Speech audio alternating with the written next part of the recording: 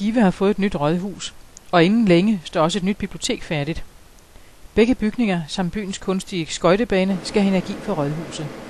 Solens varme og 100 tons rapsolie står for hovedparten af energiforsyningen.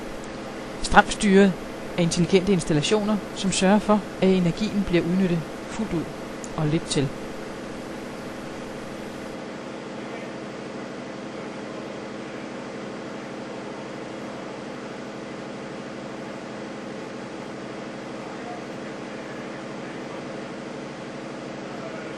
Vi står i det tekniske hjerte af Skive Rådhus. Og Michael Petersen, du er øverstbefalende hernede. Hvor meget kan du styre herfra? Jamen herfra der kan vi styre det hele. Vi kan gå på vores vagtcentral til selve teknikrummet. Og vi kan også godt gå på husets computer herfra. At det kan vi faktisk gøre over hele verden. De er koblet op til internet, så vi kan styre det hele fra alle steder fra. Hvor avanceret er det anlæg, altså den IBI, de intelligente bygningsinstallationer, som er på Skive Rådhus? Jamen det er helt intelligent. Altså det er et selvtænkende hus.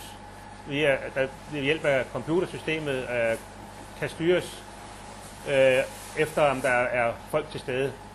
Der er ikke nogen tidsstyring, der er ikke nogen overordnet tidsstyring, og det hele bliver styret, om der er folk i bygningen. Så det er helt integreret og som IBI installeret hus.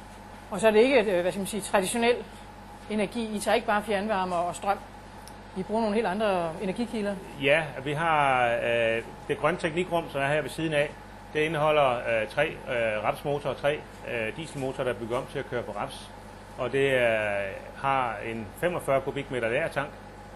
Og det har her til venstre for, der har vi en 10 kubikmeter køletank. Herudover der har vi den store kølekompressor, vi bruger til 2 ting. Dels primært at sørge for is på vores udendørs skøjtebane om vinteren, og så fungerer som nødkøler herudover.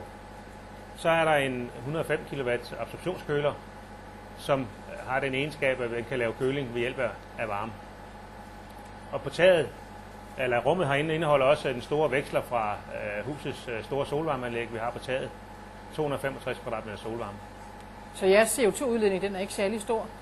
Nej, vi regner med, at vi får ved hjælp af med det økorum, så får vi et CO2-udslip om året, der svarer til 25% af, hvad vi vil have, hvis vi ikke havde det her installeret.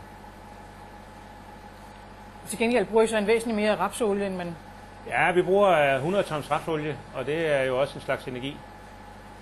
Så energi, det bruger vi. Men rapsolien fortrænger en masse el, som vi skulle have købt, produceret på Studstrup på kul. Den styring, I har, betyder så også, at I smider ikke meget overskudsvarme væk? Nej, altså vi prøver at minimere, eller vi prøver at genvinde så meget overskudsvarme, som vi kan. Når kølekompressoren laver is til skøjtebanen, så producerer den en masse spildvarme.